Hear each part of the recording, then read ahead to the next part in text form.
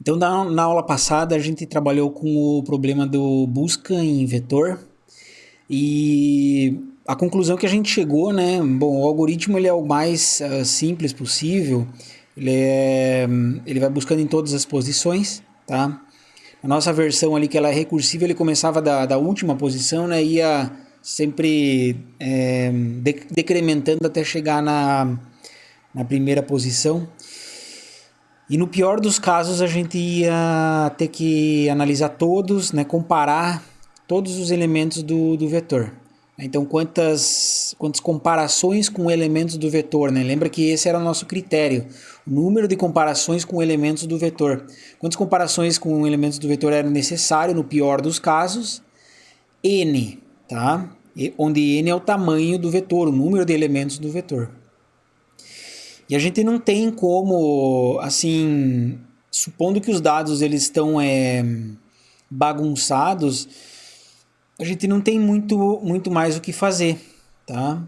Se a gente quer saber se um elemento está lá no vetor, a gente tem que procurar em todas as posições, tá? Se o negócio está bagunçado, porque pode ser que você procurou em todas as posições, com exceção de uma, e pode ser que ele está exatamente naquela posição. Tá? Então a gente não tem como escapar aí do pior caso de comparar com todos os elementos do vetor. Né?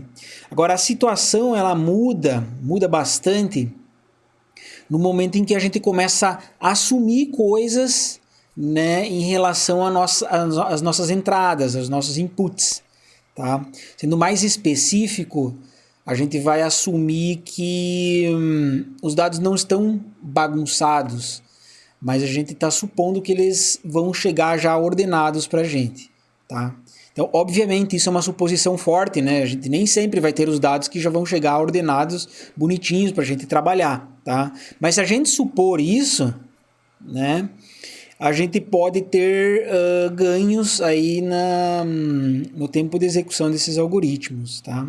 A gente vai ver dois algoritmos que trabalham quando os vetores já chegam ordenados. Tá? O primeiro da aula de hoje é uma busca em vetor ordenado, eu chamei de busca em vetor ordenado, que é um nome genérico. Na aula que vem a gente vai ver a famosa busca binária. Tá? Então, ok, vamos ver como é que a gente consegue melhorias aqui no caso de vetores ordenados. Então, estamos falando de busca em vetor ordenado. Bom, antes de tudo, vale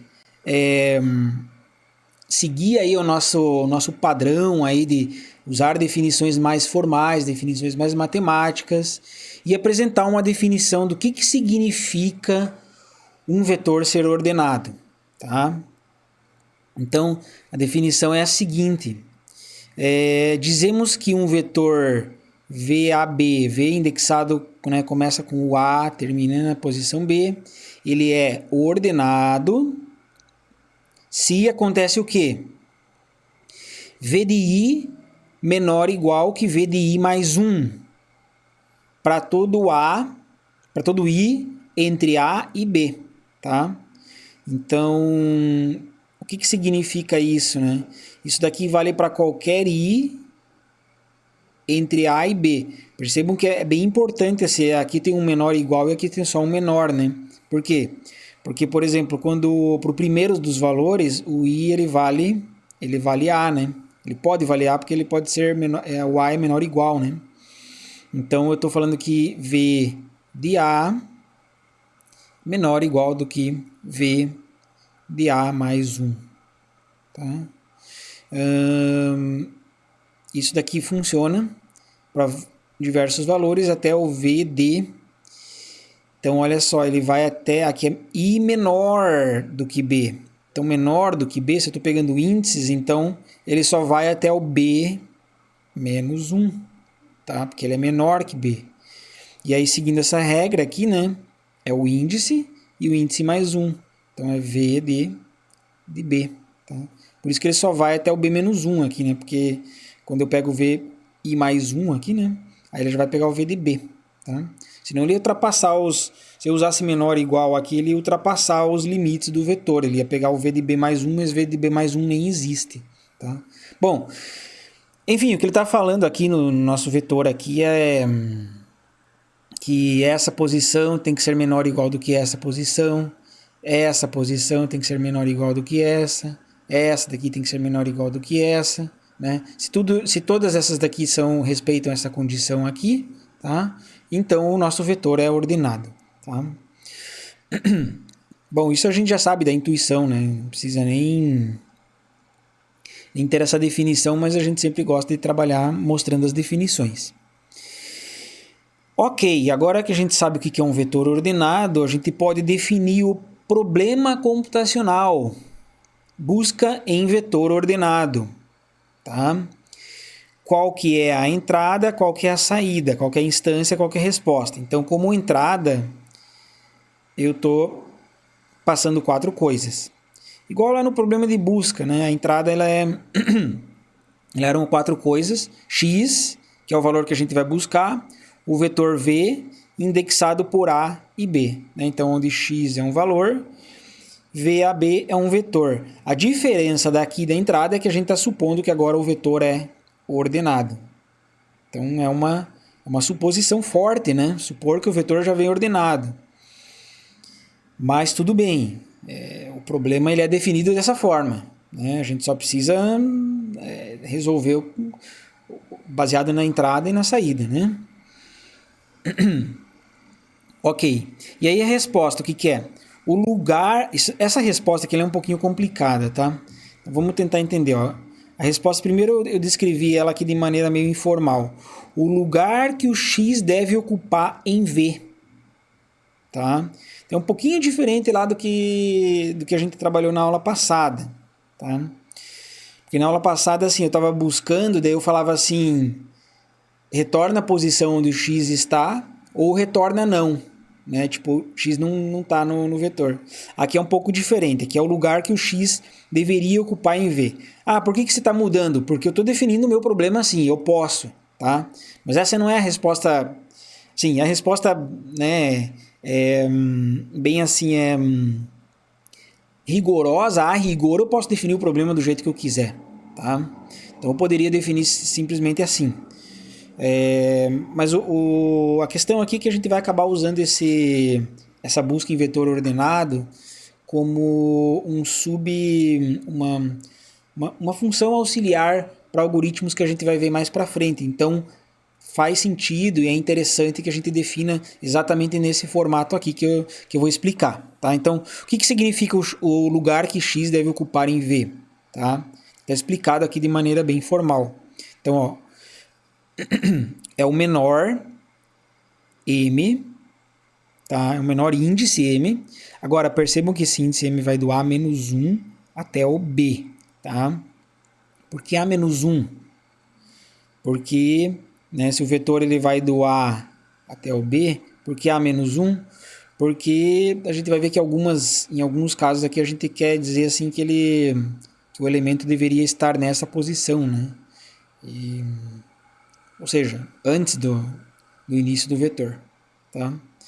Então ele é o menor valor de M, tal que o X ele é menor do que todos os valores que vêm depois da posição M. Tá? O X é menor do que todos os valores que vêm depois da posição M. Então, ele é o menor M, né? Então, assim, é como se você começasse lá do fim. Então, você tem um M grandão, aí você vai diminuindo. Ele respeita essa condição aqui? Não. Então, diminui mais um pouquinho, Chegou um momento em que você começa a respeitar. Então, esse daí é o menor M, né? Que vai respeitar aquela condição ali. A partir do momento que o X... Né, todos que estão depois do X são maiores do que ele. Tá? Tem alguns detalhezinhos aqui que a gente teria que olhar aqui em questão de elementos repetidos, né? Vetores com elementos repetidos, tá? Mas a gente vai ver isso com calma também. Então, para exemplificar aqui a questão desse problema, que ele tem uma resposta, a saída que a gente busca é um pouquinho diferente do comum, né? Eu vou dar alguns exemplos aqui, tá? Então aqui tá, eu simplesmente copiei aqui a nossa definição do problema. tá? Estamos trabalhando com vetor ordenado e a gente quer aquela história, né? O lugar que o x tem que ocupar no vetor v, tá? E aí que tem um exemplo de um vetor e eu coloquei algumas instâncias aqui. Então vamos ver, ó. Primeiro aqui, ó. A resposta da instância 15v18. Então 15v18 é eu considerar o vetor inteiro aqui. Na verdade, se for ver todos os exemplos aqui de baixo, eu estou considerando o vetor inteiro, tá? A única coisa que eu estou mudando são os valores que eu estou buscando aqui, tá? Então o 15, tá? O 15, a resposta é 4, tá? A resposta é aqui, ó. Por quê? Porque todos os valores, então essa aqui é a minha posição M que eu estou buscando, porque todos os valores de M mais 1 até B são maiores do que 15, certo? Tem 16, 16, 23 e 42, ok?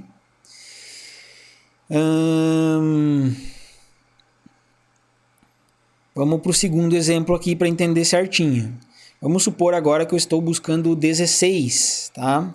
Então o 16, eu vou querer, a minha resposta é 6, tá? Por quê? Porque ele é o menor M, né? Como se eu tivesse vindo da direita para a esquerda, tá? O menor M, tal que a partir daquela posição, né? Daqui para frente, todo mundo é maior do que 16, tá? Então tá correto, tá?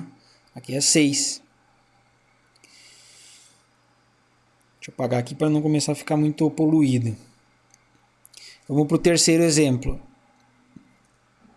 A resposta da instância 8v1, 8 é 3, tá? Então, o 8, agora eu estou falando do 8. O 8 é 3, por quê? Porque todo mundo que vem depois aqui, né, é maior do que 8. Bem simples. E o 8, inclusive, pertence ao vetor, tá? Agora, o 10, ele é um elemento que não pertence ao vetor, mas a resposta dele também vai ser 3, né? Por quê? Porque na posição 3 aqui, todos que vêm depois são maiores do que 10. Para esse exemplo agora, a resposta da instância 4v18 é 1. Por que 1? Porque a partir da posição 2 para frente, todo mundo é maior do que 4.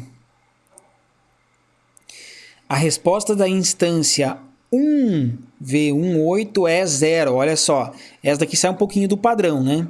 Por quê? Por que é 0?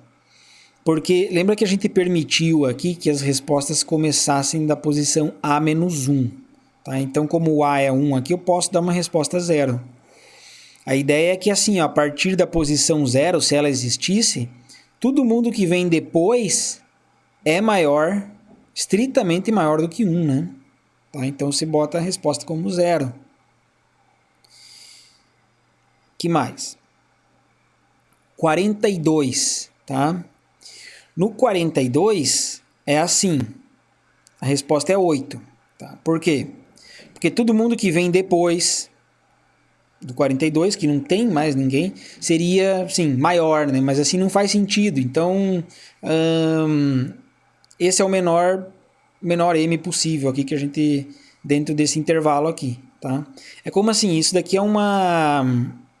que está escrito aqui, né? É uma expressão lógica, tá? Ela pode ser verdadeira ou falsa, tá?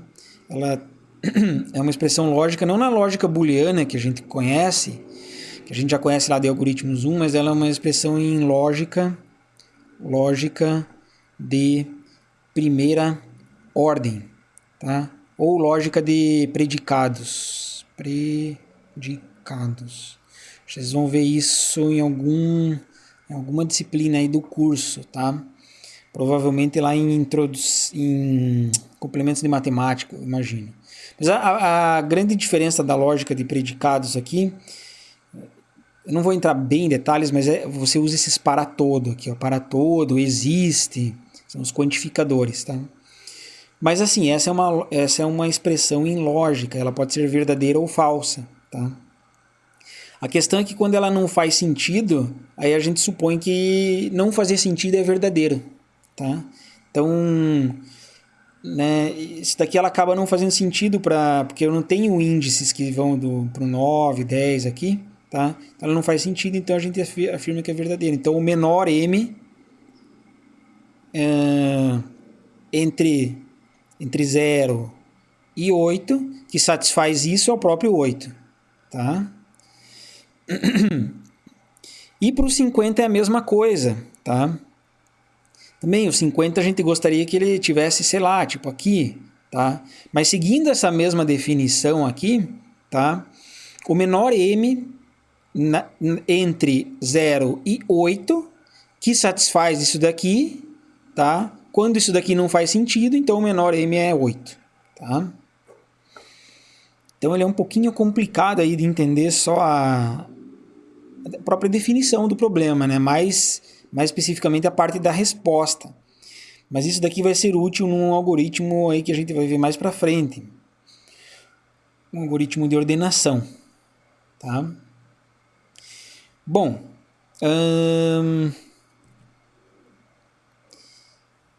como é que faz para definir um algoritmo recursivo para esse cara aí? Então a ideia vai ser assim, eu estou com um vetorzinho aqui, tá? Começa da posição A até a posição B.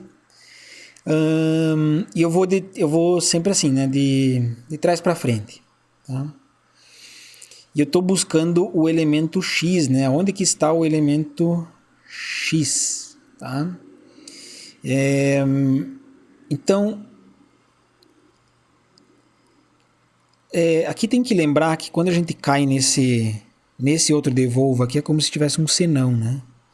Esse senão aqui seria o análogo a tipo x menor que v de b, tá? Então é assim, ó, eu vou testar o x lá. Se o x for maior do que o elemento aqui dessa última posição, eu simplesmente devolvo b, tá? Devolvo essa posição b aqui. Agora, se o x for menor, aí eu continuo procurando recursivamente nessa parte aqui, tá? Então, se o x for menor, ele tem que estar... a resposta está nessa região aqui, né? Agora, a partir do momento em que a coisa se inverte, né, que o x é maior do que o v de b, primeira vez que isso acontece, aí você devolve aquele b, tá?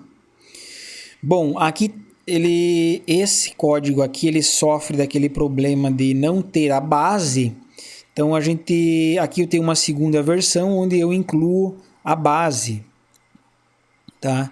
E a base é justamente como eu estou sempre decrementando o valor de b, né, pode ser que em algum momento as coisas se igualem e depois se cruzem, né? A gente já viu esse tipo de exemplo aí. Então aqui, no momento em que o A for maior do que B, ou seja, a gente sempre está achando que o A ele é menor ou igual do que B, tá? Em algum momento isso aqui eles podem se cruzar, o A pode ser maior do que B, aí eu devolvo aquela resposta lá do A menos 1, né? Que é como se tipo, o elemento tivesse que estar nessa partezinha aqui, tá? Ok, esse é o meu algoritmo, tá? Será que ele funciona? Vamos fazer alguns exemplos aqui. 2 exemplos, tá? Então, no caso do 8 aqui, ó. Então, eu chamei lá busca sequencial V18. Busca sequencial depois 20 V18. Então, para o 8, a resposta que ele tem que dar é 3, tá? Porque tudo que vem depois aqui é maior do que 8. Vamos ver como é que é a execução aqui do algoritmo. Então eu vou chamar lá inicialmente busca, eu vou abreviar com B aqui só para facilitar, e 8 V 1 8. Essa é a minha chamada inicial, lá no meu programa principal, tá? Aí ele testa, A é maior do que B, 1 é maior do que 8? Não. Aí ele testa 8, que é o x aqui, né? É maior do que v de b? Do que esse cara aqui? Não, tá? Então o que ele faz? Chama recursivamente aqui o busca 8v17, tá? Então ele vai fazer os mesmos testes. A é maior do que b? Não. 8 é maior do que 23? Também não. Então ele chama aqui busca recursivamente. 8V16, tá? A maior do que B? Não. X é maior do que 16? Não. Então, busca sequencial 8V15.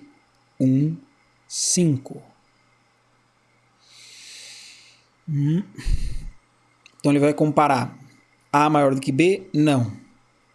8 é maior que 16? Não. Então, ele chama busca 8V14, tá? A é maior do que B? Não. 8 é maior do que 15? Maior ou igual do que 15? Também não. Então, ele chama novamente busca 8V13, tá? A é maior do que B? Não. X é maior ou igual do que V de B? Então, 8 é maior ou igual do que V de 3, né? O B, nosso B é 3 aqui, né? Né? Então, o que ele devolve? B, que é esse valor aqui, tá? E aí ele vai devolvendo, né? Sempre para chegar aqui em cima, né? Porque a única coisa que faz aqui é se devolva, né? Não precisa fazer mais nada. Então ele travou um monte de linhas aqui, mas ele travou tudo sempre no devolva, tá? Então, quando ele devolver aqui o 3, então ele vai devolver o 3 aqui até o final. Tá? E a resposta é 3. Então, aqui tá ok. Isso deu certo. Para o 20, como é que funcionaria o 20?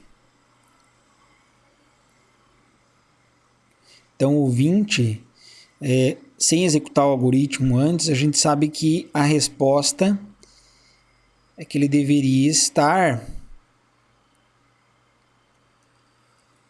Vamos ver.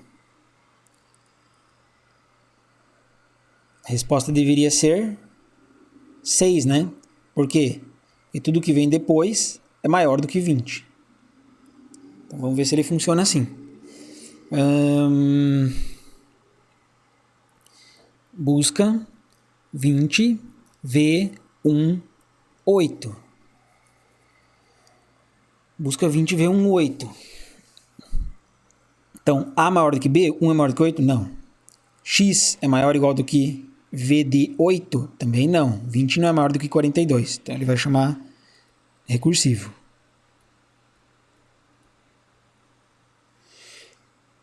Um é maior do que 7? A maior do que B? Não. 20 é maior do que V de B? 20 é maior do que 23? Maior ou igual que 23? Não. Então, chama recursivo novamente. 1 e 6, tá? Então, A é maior do que B? Não. 20 é maior do que V de 6? Maior ou igual do que V de 6? É maior ou igual do que V de 6, sim. 20 é maior ou igual do que 16, né? Então, o que ele devolve? Devolve 6, né? Que é a nossa resposta. Então, vai devolver aqui até chegar na função principal. Então, devolveu 6 assim como a gente gostaria, ok? Um teste legal de fazer é pro aquele que devolve 0, né? Então, se eu fizesse a chamada, eu vou fazer bem rápido aqui, só pra gente não... Porque é um pouco maçante, né, de fazer. Mas se eu chamasse B1, V1, 8, tá? Percebam que o 1 aqui ele deveria estar assim, tipo antes aqui, né? É aquele caso em que devolve 0. Então ele vai fazendo a chamada aqui, vai decrementando 8, 7, 6, 5, 4, 3, 2. Vamos ver o que acontece lá embaixo na recursão. Então aqui eu estou buscando o 1, V, 1, vamos pegar o 1, 1, 1. Tá? 1, 1 eu ainda estou trabalhando com um vetor aqui viável, né? De uma posição só. Então ele pergunta, A é maior do que B? 1 é maior do que 1? Não, 1 é igual a 1. Então, beleza. Agora, X, que é o 1, é maior ou igual do que V de B? Não, não é, porque o 1 não é maior ou igual do que 4. Então ele vai chamar agora, busca 1V 1, 0. E aqui, ó, percebam que agora foi invertido aqui, né, os índices, tá? Então, ele vai bater agora nessa condição aqui, tá? Então, olha lá. Se o A é maior do que B, devolva A menos 1, tá? O que ele vai devolver? Ele vai devolver quem que é o A? É o 1 aqui. Vai devolver, então, 0. E ele devolve 0 aqui para todos os outros e o resultado, então, é 0. Assim como a gente gostaria que fosse. Ok? Então tá, esse daí é o nosso busca sequencial, o nosso algoritmo de busca sequencial.